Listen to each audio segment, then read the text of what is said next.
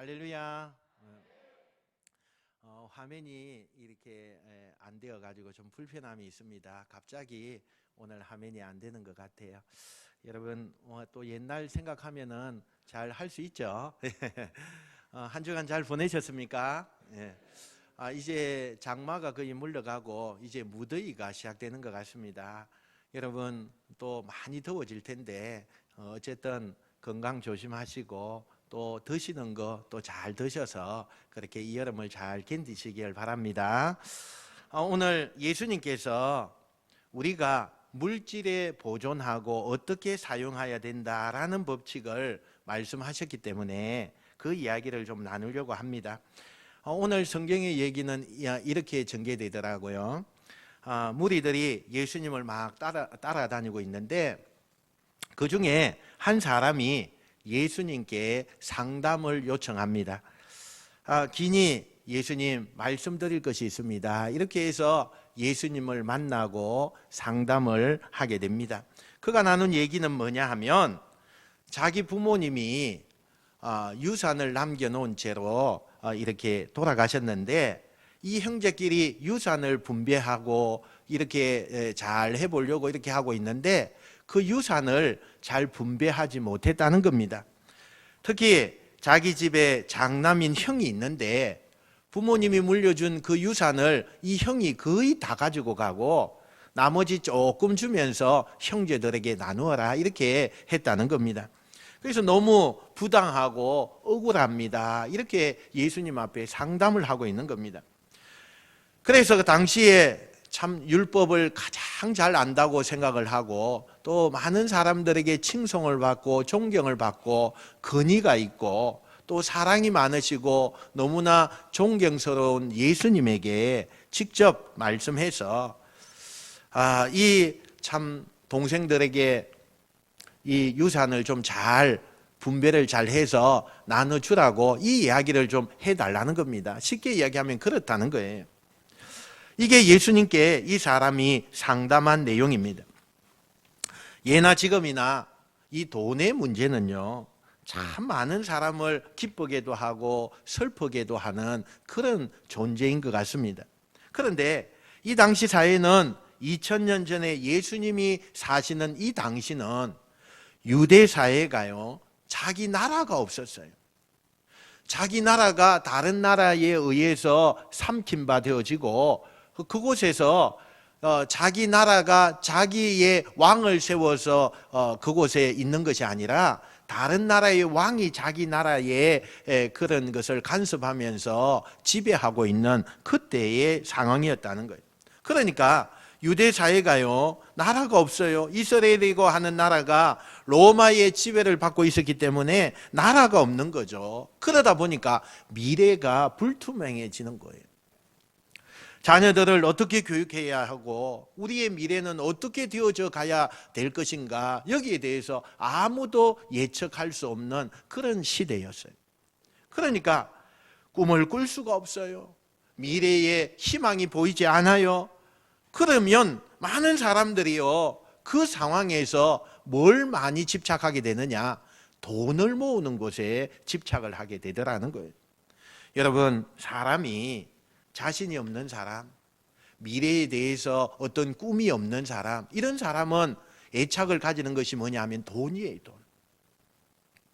이런 사람에게는요, 돈이 최고예요. 그래서 이 돈을 어떻게 많이 모을 수 있는가, 이것이 그 사람의 지금 생활과 미래의 생활의 행복이라고 생각을 하고 있는 거예요. 지금 내가 돈을 소유하지 않고 내 미래가 행복해질 것이다, 꿈에도 이 생각을 할 수가 없는 거예요. 그래서 모든 것이 돈에서부터 오기 때문에 돈을 집착하게 되어져 있다는 거예요. 아마도 예수님 당시에 이 사람도 돈에 대해서는 굉장히 세법을 잘 알고 있는 그런 것 같고, 이 돈에 대한 문제에서 형제와 많은 갈등을 가지고 있었고 양보하지 않는 그런 분위기였다는 것을 우리가 오늘 말씀에서 한번 생각해 볼 수가 있습니다. 이 사람은 예수님께 기대감이 있었어요. 적어도 존경을 받고 사람들에게 많은 칭송을 받는 예수님이라면 그 예수님께 가서 내가 이렇게 아뢰면 예수님께서 이 모든 것을 다 해결해 주실 것이다. 그래서 그 예수님을 찾아왔고 그 예수님에게 내 사정을 지금 이야기하고 있다는 사실입니다. 그런데 예수님의 대답은요, 의외로 이 사람에게 면박을 주는 것으로 시작이 되어져요. 13절 말씀에요, 제가 한번 읽어볼게요. 무리 중에 한 사람이 이르되 선생님, 내 형을 명하여 유산을 나와 나누게 하소서, 이렇게 부탁을 했어요. 그랬더니 14절에 예수님이 뭐라고 말씀하시느냐, 이르시되 이 사람아, 이래요. 이 사람아. 이 호칭부터요, 이복에나 이렇게 별로 예수님이 이 사람을 존중하거나 또는 기분이 썩 좋지 않다는 것을 표현하고 있는 호칭이죠. 이 사람아 라고 예수님이 부르셨어요, 그 사람을. 그러면서 하는 이야기가 누가 나를 너희의 재판장이나 물건을 나누는 자로 세웠느냐, 이렇게 역으로 묻는 것을 보게 돼요. 이복에나 나를 뭘로 보고 자네들 형제끼리의 그 재산 다툼의 문제를 나한테 해결하라고 부탁하는 건가, 이렇게 이야기하고 있다는 거예요. 그러면서 예수님께서 하고 싶었던 얘기가, 내 관심은, 내가 지금 가지려고 하는 내 관심이 뭐냐 하면, 세상 사람들이 돈을 얼마나 많이 벌고 얼마나 많이 가지고 내지는 이 돈을 어떻게 나누느냐에 대한 그 관심보다는 내 진짜 관심이 있는데, 그런 너희들의 관심이 속에 있는 그것과 동일한 것이 아니라 하나님이 나를 여기에 보내시고 내가 이 땅에 존재하는 이유, 그 이유가 있는데 병든 영혼들 고치고 그 영혼들이 구원받게 하는 게 나의 관심이야. 그게 예수님의 대답이었어요. 여러분, 예수님께서 지금 성낙하시는 거예요, 거절하시는 거예요? 거절하고 있다는 거예요. 그러면서 예수님이 이 사람에게 너희 두 형제 둘 다 욕심을 버려, 이렇게 말씀하셨어요. 아주 직설적으로요. 이 남자는 적어도 예수님을 찾았을 때에 자기의 억울한 그 재산을 다시 찾기 위하여서 예수님을 찾아왔는데, 정의로우시고 공의로우신 그 예수님을 내가 찾아왔는데 예수님의 생각은 달랐다는 거예요. 재산이 많고 적음에 예수님의 관심이 없었어요. 나는 영혼을 치료하러 왔다. 나는 이 빈궁하고 어렵게 살고 너무나 불쌍한 자들 위해서 내가 왔다. 그러면서 이 사람에게 그 일에 관하여서 내가 관심이 있다고 말을 하고 있는 거예요. 그런데 이 사람은 지금 영혼에는 관심이 없는 사람이에요. 형한테 빼앗긴 내 재산, 그 재산에만 관심이 있었다는 거예요. 여러분, 예수님의 관심과 사람의 관심이 이만큼 다르다는 것을 우리가 보게 됩니다. 15절에 보니까 그들에게 이르시되 삶과 모든 탐심을 물리치라, 이렇게 이야기해요. 이 탐심이라고 하는 말은요, 우리말로 바꾸면 욕심이에요. 야, 너 욕심 부리지 마라, 이렇게 하는 이야기예요. 예수님께서 왜 이 대목에서 억울하다고 항변하는 이 사람에게 욕심 부리지 말아라, 이렇게 말씀하셨을까? 성경은 그에 대한 설명이 나와 있지 않아요. 근데 제가 성경을 여러 가지로 읽고 또 몇 번씩 반복해서 읽으면서 제 나름대로 깨달은 것이 한 3가지가 있어요. 첫 번째 뭐냐면, 부모님한테 유산을 물려받은 것은 사실은 내가 열심히 일하고 내가 열심히 해서 그 유산을 물려받은 것이 아니라는 거예요. 그게 뭐냐? 그냥 공짜로 받는다는 거죠. 그렇잖아요. 그 유산이라고 하는 것이 공짜로 부모님에게 받는 거잖아요. 그러니까 나는 아무것도 한 게 없는데 부모님이 열심히 노력하고 안 쓰고 아끼고 그렇게 해서 잘 벌어가지고 그게 얼마가 되었든지 간에 자식에게 물려주는 건, 그건 행운이죠. 그건 축복이에요. 그건 축복이죠.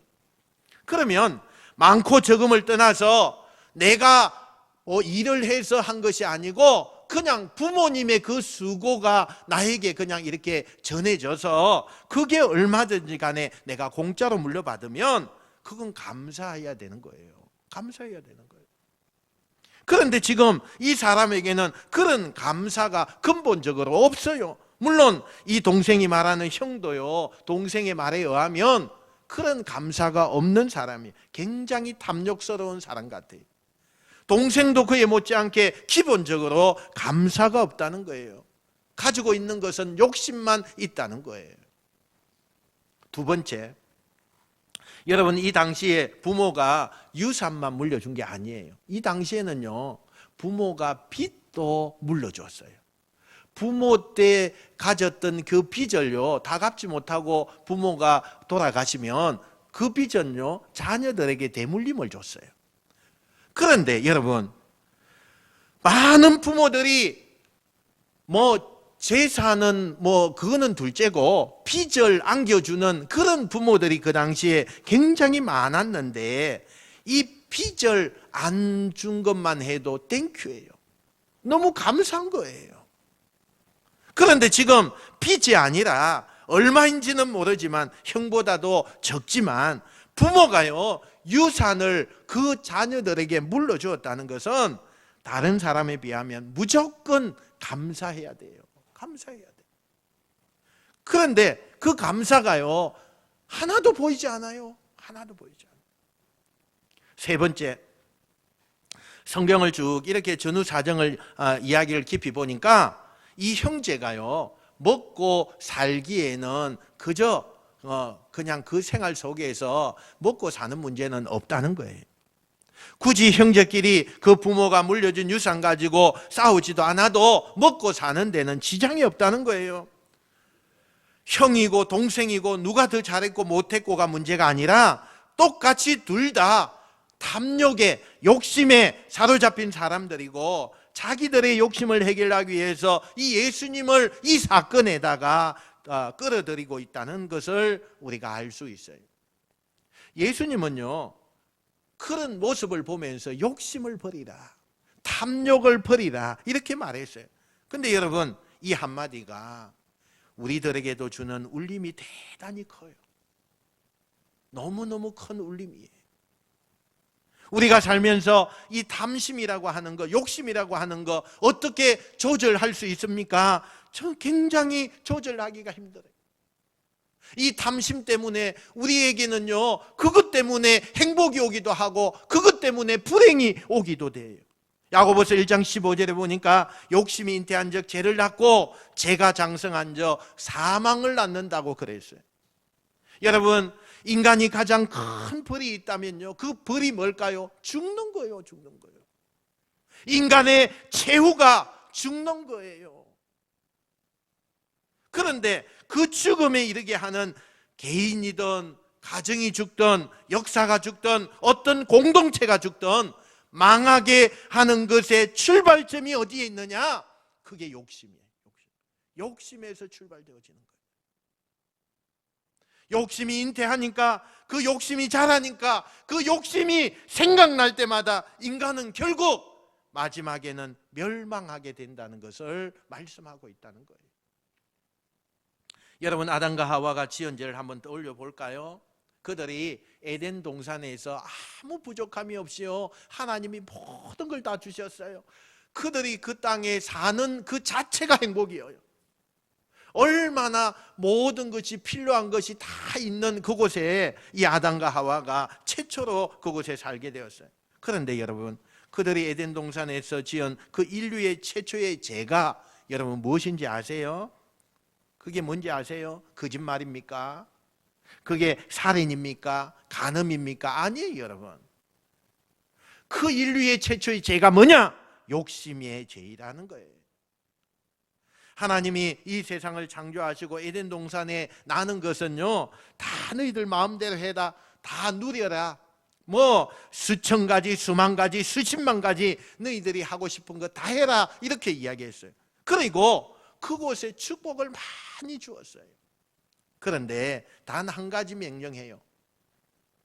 너희들 이 수십만 가지 다 하지만 단 한 가지만 너희가 하지 마라. 그게 뭐예요?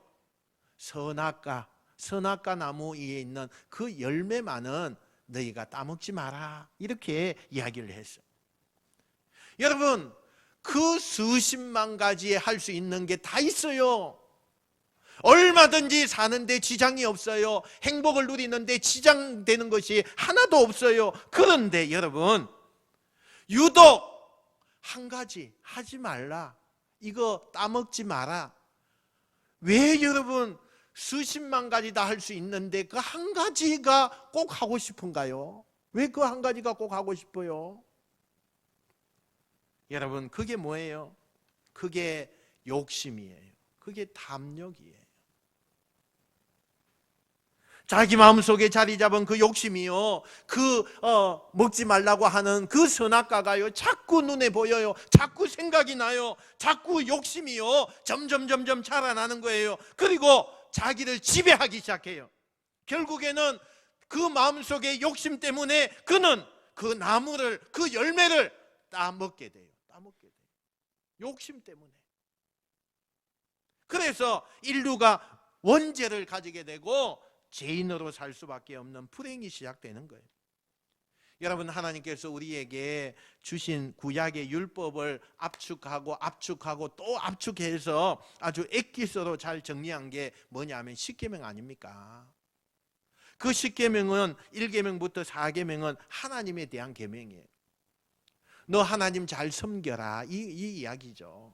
너 우상 섬기지 말고 하나님 섬겨라, 이 이야기예요. 그런데 여러분, 왜 어느 역사든 간에 인간이 살아가고 있는 그 역사 속에는 왜 우상을 섬깁니까? 왜 우상이 자꾸 하나님보다 더 많이 섬깁니까? 그게 왜 그랬느냐? 하나님처럼 되고 싶은 욕심이에요. 욕심이에요. 그래서 1계명부터 4계명을 끊임없이 어기는 거예요. 5계명부터 10계명은 인간에게 주신 계명이요, 사람들의 관계에 대한 명령인데, 간음하지 말라, 도둑질하지 말라, 거짓말하지 말라, 살인하지 말라, 이 모든 게 여러분 범하는 이유가 뭘까요? 그게 욕심이요. 사람이 가지고 있는 욕심이요. 그 욕심 때문에 그것이요, 얼마나 중요함에도 불구하고 그 욕심 때문에 그것을 범해요. 어느 기생충 학자가 자기는 기생충을 연구하면서 기생충으로부터 교훈을 많이 배운대요. 여러분, 자연이라고 하는 것은 중용을 가지고 있어요. 중용을 할 줄 알아요. 자연은 욕심을 부리지 않아요. 하늘이요, 바다가요, 욕심을 부리지 않아요. 그냥 주어진 조건과 그곳에서 일어나는 어떤 상황 그대로 받아들이고 소화하고 견디고 하는 것이 이 자연이요, 자연. 그래서 그 모든 것을 다 견디는데 인간은 욕심, 탐욕 때문에 자연을요 망치게 해요. 욕심을 내는 것 때문에 자연을요 너무나 많이 망치는 거예요. 그런데 여러분, 이 인간이 만물의 영장이고 모든 것을 다스리라고 하나님이 명령해서 지금도 우리가 다스리고 있는데, 그 인간의 욕심이요 오히려 인간을 망하게 하고 넘어지게 하고 있는 것을 보게 되는 거예요. 조금 전에 이야기한 그 기생충 학자가요 이런 얘기를 하더라고요. 우리 몸에 있는 요충, 해충 뭐 이런 것들을 보면 절대로 욕심을 내지 않는데, 만약에 우리 몸 안에 기생충들이 우리를 지나치게 해치면 우리가 건강이 나빠져요. 그러면 어떻게 되느냐? 우리가 건강이 나빠지니까 약국에 가서 약을 사 먹게 되죠. 그러면요 내 속에 있는 기생충들이 전멸하게 되잖아요. 전멸해요. 다 죽어요. 그러니까 이 기생충, 요충들이요 너무나 욕심을 부리지 않고 자기가 살 만큼만 영양을 빨아들이고 있다는 거예요. 그러면서 함께요 그곳에서 사람과 함께 산다는 거예요. 그러면서 이런 이야기를 썼더라고요. 뚱뚱한 사람은 있어도 뚱뚱한 기생충은 없다, 이렇게 적어놨어요. 너무 멋있는 거 아니에요, 여러분? 탐욕을 부리지 않는다는 거예요, 기생충은. 그래서 자기는 그 기생충을 연구하면서 인간보다 훨씬 낫다, 너무 지나치게 그 욕심으로 살지 않으려고 하는 그들 속에서 우리 인간들은 그걸 보면서 배워야 된다, 이렇게 적어놓은 책을 봤어요. 여러분, 우리가 그렇게 욕심을 내고 평생을 살아왔는데요, 만족이 없어요. 만족이 없어요. 평생을 여러분 어릴 때부터 우리가 수학을 배우고 산수를 배워서 돈 계산하고 그 서름 내주고 10원 한 푼이라도 손해보지 않으려고 그렇게 바둥바둥 살고 또 살고 있는데, 여러분 지금까지 내가 그렇게 살면서 여러분 만족하십니까? 만족 없잖아요. 만족 없잖아요. 온통 사람들이요, 인생을 사는 목적이 돈을 버는데 목적이 되어져 있습니다. 그러면 그렇게 평생 동안에 내가 돈을 벌고 살았으면 이제 됐다, 이렇게 만족하셔야 되는데, 어느 누구도 나는 이만큼 벌었으니까, 이만큼 열심히 살았으니까 만족해, 그렇게 얘기하는 사람 한 사람도 없다는 거예요. 한 사람도 없어요. 마치 우리 이런 얘기 같잖아요. 우리 얘기 같잖아요. 15절 후반절에요. 사람의 생명이 그 소유에 넉넉한 데 있지 아니하니라, 이렇게 이야기해요. 여러분, 아무리 많아도, 아무리 넘쳐나도 사람에게 만족이 없어요. 그런데 이게 뭐냐 하면 유혹이라는 거죠. 유혹. 이 유혹은 우리를 끝없이 목마르게 해요. 계속 이야기해요. 너 만족하지 않았어? 너 이만큼 목표 채웠잖아. 그러나 그 목표가 더 올라가야 돼. 뭐 남보다 더 잘 사는 사람들 보라고 하고 많이 가진 사람들 비교하기 위해서 끊임없이 내가 자꾸 그것을 향해서 나가다 보니까 만족감이 없어요. 만족하지 못해요. 계속 열등감만 가지고 있어요. 그게 유혹 아닙니까? 그런데 그 유혹을 떨쳐버리는 방법은요, 구호를 외친다고 해서, 철학을 공부했다고 해서 되는 게 아니더라고요. 예수님이 뭐라고 그랬느냐? 믿음으로 사는 자에게, 믿음으로 이기려고 하는 자에게, 믿음의 가치를 붙드는 자에게 그 유혹을 이길 수 있다고 말씀하고 있어요. 그래서 찬송가 384장에 보면 그런 가사가 있잖아요. 믿음으로 사는 자는 하늘 위로 받겠네. 무슨 일을 만나든지 만사형통하리라. 무슨 일을 만나든지 만사형통하리라. 저와 여러분 모든 삶이 정말 예수님을 믿는 그 믿음으로 이 세상과 비교와 유혹으로부터 이겨내는 건강한 영혼들 가지시는 여러분 되시길 축원합니다. 예수님께서 욕심을 버려라 이렇게 하고 이 사람에게 이야기하면서 예를 하나 드는 거죠. 오늘 우리가 읽지 않았지만 예를 하나 들어요. 한 부자가 있었대요. 부자는, 이 부자라고 하는 말 속에는 여러 가지 내용이 내포되어져 있어요. 이 사람은 굉장히 부자였어요. 여러분 2000년 전에 부자라고 할 때에 지금처럼 기업인이 아니고 농경시대니까요, 농사를 많이 짓는 사람이 부자였어요. 근데 이 사람이 땅이 엄청나게 많았대요. 그런데 그 엄청나게 많은 땅에 여러분 그 해에 농사를 지었는데 엄청난 수확이 됐대요. 너무너무 많은 수확을 얻었대요.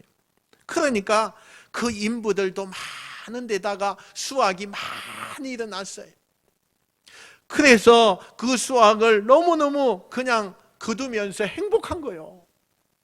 이야, 내가 이렇게 농사를 했는데 세상에 내가 살다가 이렇게 수확을 많이 하는 건 처음이야. 그러면서 얼마나 행복한지 몰라요. 너무너무 행복하죠. 여러분 사업이 잘 되고 해보세요. 너무 행복하잖아요. 행복해요. 그런데 여러분 그 수확을 너무 많이 거둬들여서 창고에 갔다가 재는데 그 창고가 부족한 거예요. 다 그냥 갖다 넣었는데도 남아있는 그 곡물들이 너무너무 많이 남아있어요. 여러분 이 부자가 생각을 해요. 내가 이 바깥에다가 놔두면 분명히 썩게 될 텐데, 그렇다고 내가 좀 가난한 사람들에게 이렇게 나눠주려고 하니까 내 배가 아픈 거예요. 내 배가 아파. 이걸 어떻게 하나? 이걸 어떻게 하나? 여러분 넉넉함이요, 부유함이요, 고민이에요. 적당히 그렇게 하면 고민을 안 하는데 생각보다 너무 많은 것을 소유하니까 그때부터 고민이 되더라는 거예요. 이 사람이 뭘 고민해요? 이 많은 걸 어떻게 관리할까? 이걸 지금 고민하는 거예요. 그러다가 무슨 결론에 도달하느냐? 그래, 그러면 기존 창고 다 헐어버리자. 그리고 이것보다 훨씬 더 큰 게 창고를 짓자. 그리고는 그 기존에 튼튼하고 좋은 창고를 다 헐어버려요. 그리고는요, 어마어마한 창고를 지어요. 어마어마한 창고. 그리고 그곳에다가 곡식을 다 갖다 넣어요. 여러분, 이쯤 되어서 여러분에게 한번 물어볼게요. 지금 이 본문에 등장하는 이 부자가 잘못한 게 뭡니까? 잘못한 게 뭐예요? 여러분, 수확이 넘쳐나서 좀 큰 창고를 짓겠다고 한 이것을 두고 과연 이 부자가 잘못됐다 이렇게 말할 수가 있겠습니까? 여러분, 이걸 현대판으로 좀 바꾸어 볼게요. 여러분들이요, 가지고 있는 재산을 뭐 이것저것 얼마나 다 끌어모아 가지고 식당을 하나 딱 차렸어요. 한 30평 되는 식당을요 차렸어요. 얼마나 성실하게 처음 마음이 있잖아요. 그죠? 식당 하면 처음 마음이 있잖아요. 얼마나 성실하게요. 그렇게 막 하는지 몰라요. 그런데요, 어느 날요 대박이 난 거예요. 어디서 그냥 TV에서 와가지고는 이 식당을 촬영을 좀 하재요. 그래, 식당을 촬영을 했는데 그 이후부터 그냥 대박이 난 거예요. 대박이. 뭐 SNS가 올라오고 그냥 후기에 글이 그냥 막 올라오고 사람들이 그냥 그걸 보고는 줄을 그냥 막 한 100m 정도 줄을 서고요. 막 난리가 난 거예요. 난리가. 여러분, 하루에 매출이 1,000만 원이요. 한 달이면은 얼마 정도 될까요? 한 3억 대 3억. 와, 대박이요, 대박. 너무너무 내가 이 식당이 이렇게 될 줄 몰랐어요. 너무너무 대박이 난 거예요. 사람들이요 사진을 찍고 심지어는 외국인 사람까지도 와가지고 줄을 서서 이야 맛있다 그러고 이렇게 하니까요 얼마나 좋아요. 그죠? 여러분, 어느 날 여러분이 생각하는 거예요.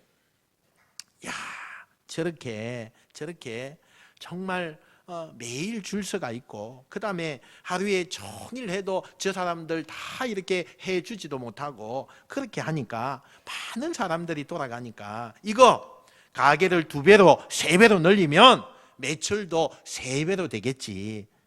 그래서요 그렇게 막 고민을 하다가 가게를요 늘렸어요. 한 3배로 늘렸어요. 너무 잘 되는 거예요. 너무 잘 되는 거예요.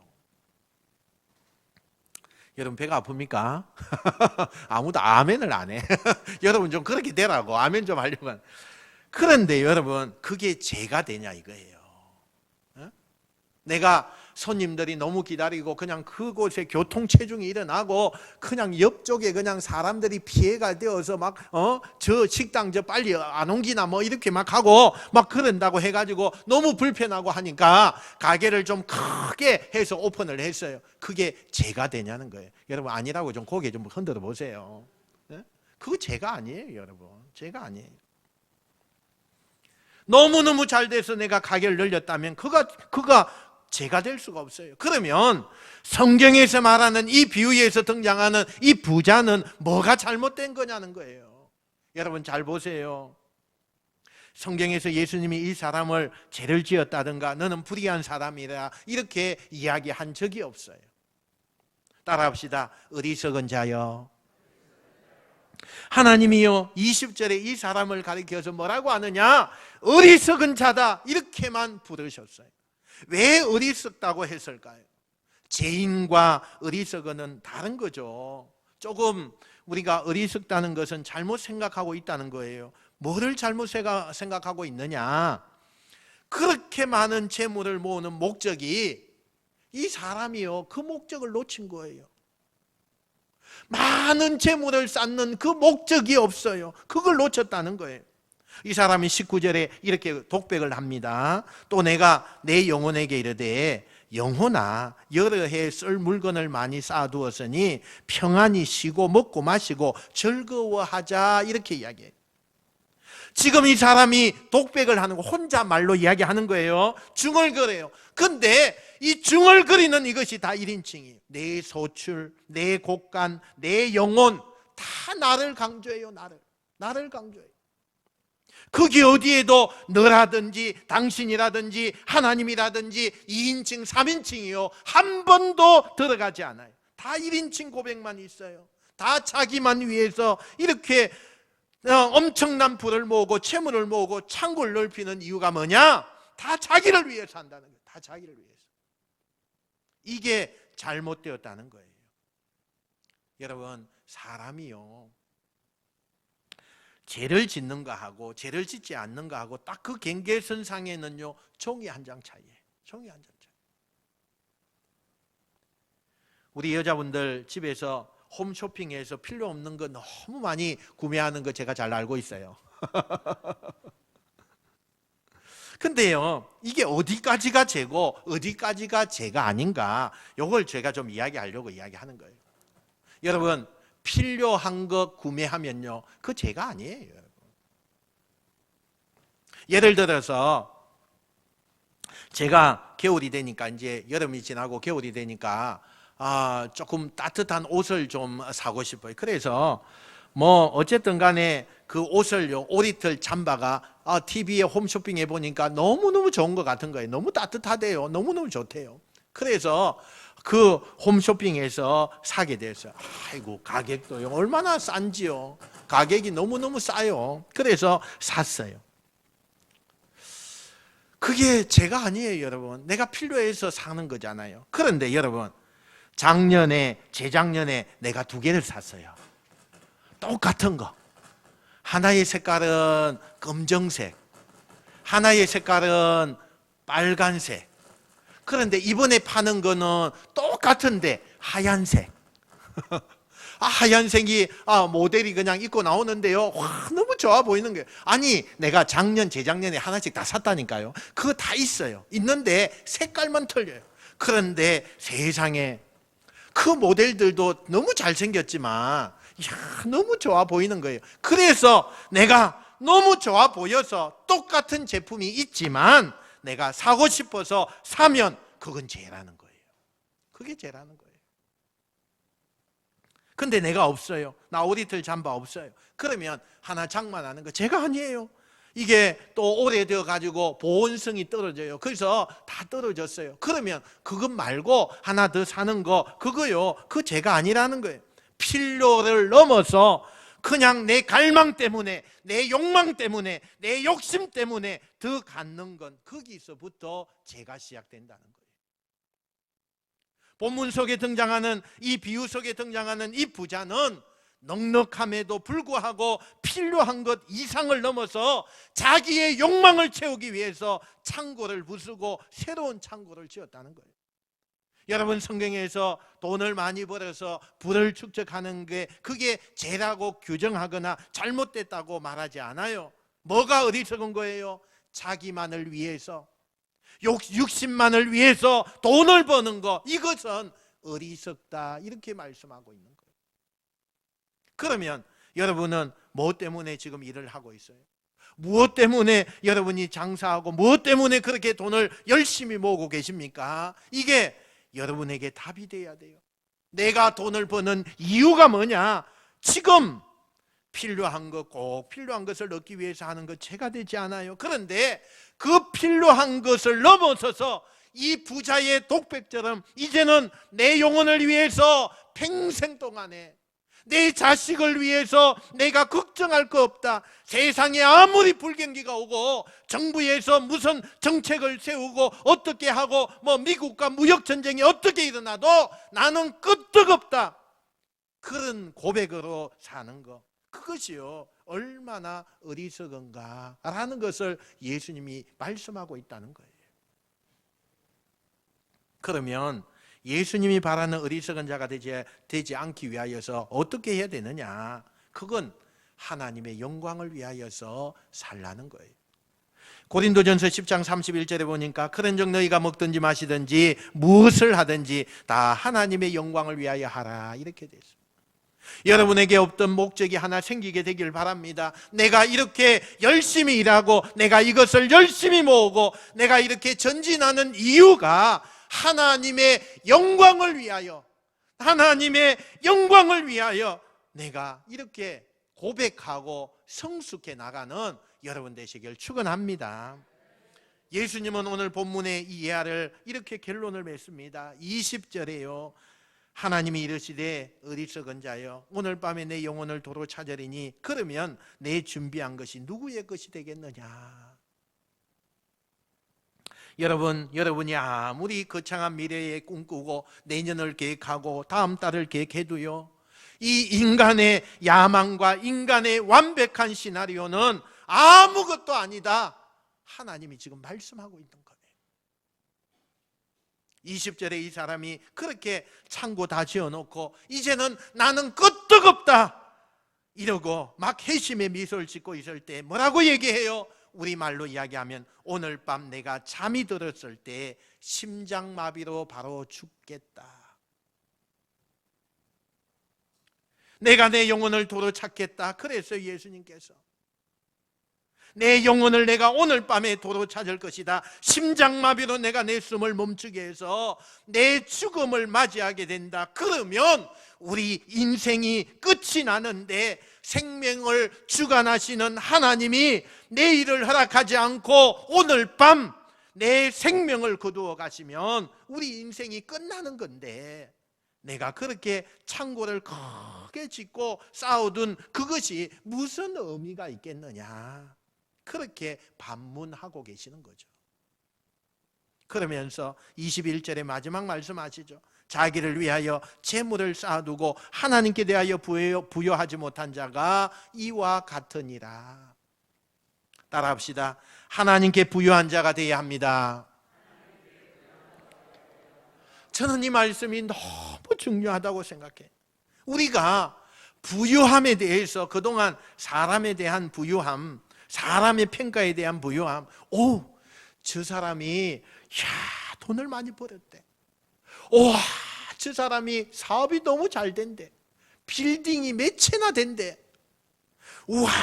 저 사람 정말 장사가 너무너무 잘 된대.